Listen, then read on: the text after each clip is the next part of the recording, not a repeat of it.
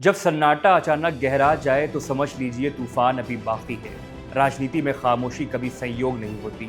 अक्सर वो किसी बड़े फैसले की दस्तक होती है या कह लें एक बड़ा इशारा होती है। जय हिंद साथियों, मैं हूं माज और स्वागत करता हूं आपका डायनामाइट न्यूज में। महाराष्ट्र की राजनीति से आज ऐसी खबर सामने आई जिसने सियासी गलियारों में हलचल मचा दी है।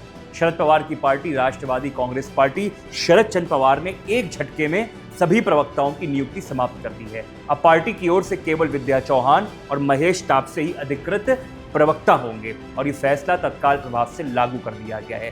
पहली नजर में सिर्फ ये एक संगठनात्मक बदलाव लग रहा था, लेकिन राजनीति को करीब से समझने वाले जानते हैं किसी भी पार्टी में सबसे पहले संदेश बदलता है, फिर रणनीति बदलती है और उसके बाद राजनीति की दिशा बदलती है। इसलिए इस फैसले को सिर्फ प्रवक्ता हटाए गए कहकर नजरअंदाज करना शायद जल्दबाजी होगी। पिछले कुछ दिनों से महाराष्ट्र की राजनीति लगातार चर्चाओं का केंद्र है। कभी एनसीपी के दोनों धड़ों के भविष्य को लेकर अटकलें, कभी नए राजनीतिक समीकरणों की बातें और कभी महाविकास अघाड़ी के भीतर बदलते रिश्तों की चर्चा। ऐसे समय में शरद पवार की पार्टी का अचानक अपनी पूरी मीडिया टीम को बदल देना कई सवाल खड़े करता है। ध्यान देने वाली बात यह है कि पार्टी ने सभी पुराने प्रवक्ताओं की जिम्मेदारी समाप्त कर दी है, लेकिन मीडिया के सामने पार्टी का पक्ष रखने के लिए सिर्फ 2 चेहरे अधिकृत किए हैं। इसका मतलब साफ है कि अब पार्टी का संदेश एक सीमित और नियंत्रित दायरे से बाहर आएगा। राजनीतिक दल ऐसा तब करते हैं जब वो अपनी संदेश में एकरूपता चाहते हैं या किसी बड़े राजनीतिक घटनाक्रम से पहले बयानबाजी पूरी तरह नियंत्रित करना चाहते हैं। हालांकि पार्टी की ओर से अभी तक ये नहीं कहा गया कि इसके पीछे क्या कोई बड़ा राजनीतिक फैसला छिपा है। आधिकारिक तौर पर इसे संगठनात्मक पुनर्गठन माना जा रहा है, लेकिन राजनीति में सबसे बड़ा संकेत यही होता है कि आने वाले फैसले का कई समय और कई सदियां इंतजार करती हैं।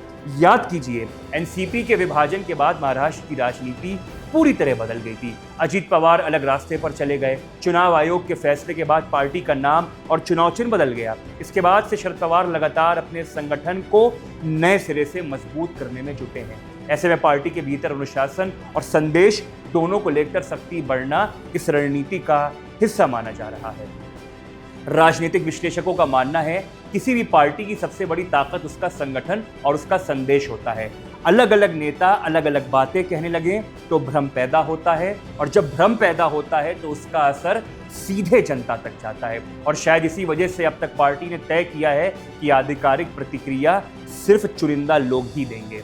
दिलचस्प बात यह है कि ये फैसला ऐसे समय में आया है जब महाराष्ट्र की राजनीति में बयानबाजी अपने उरूज पर है, चरम पर है। हाल में ही कई मुद्दों पर अलग अलग दलों के बीच तीखी जुबानी जंग देखने को मिली है। ऐसे माहौल में शरद पवार की पार्टी शायद किसी भी तरह के अनियंत्रित बयान से अपने आप को बचाना चाहती है, लेकिन राजनीति में फैसले नहीं, उनके पीछे की टाइमिंग मायने रखती है। यही वजह है कि विपक्ष से लेकर राजनीतिक विश्लेषकों तक हर कोई इस कदम को अलग अलग नजरिए से देख रहा है। कोई इसे संगठनात्मक अनुशासन बता रहा है तो कोई आने वाले बड़े राजनीतिक फैसलों की तैयारी। एक बात और समझने वाली है, जी हाँ, शरद पवार भारतीय राजनीति के उन नेताओं में गिने जाते हैं जो अपने पत्ते आखिरी समय तक नहीं खोलते। उनके फैसले अक्सर चर्चा पैदा करते हैं और बाद में उनकी वजह सामने आती है। इसलिए ये कहना पार्टी में कुछ बड़ा होने वाला है अभी तथ्यों के आधार पर ठीक नहीं होगा, लेकिन ये कहना गलत नहीं होगा कि इतना बड़ा संगठनात्मक बदलाव बिना किसी रणनीतिक सोच के शायद ही किया जाए। यही इस पूरे घटनाक्रम का सबसे दिलचस्प कह लें इंटरेस्टिंग पहलू है।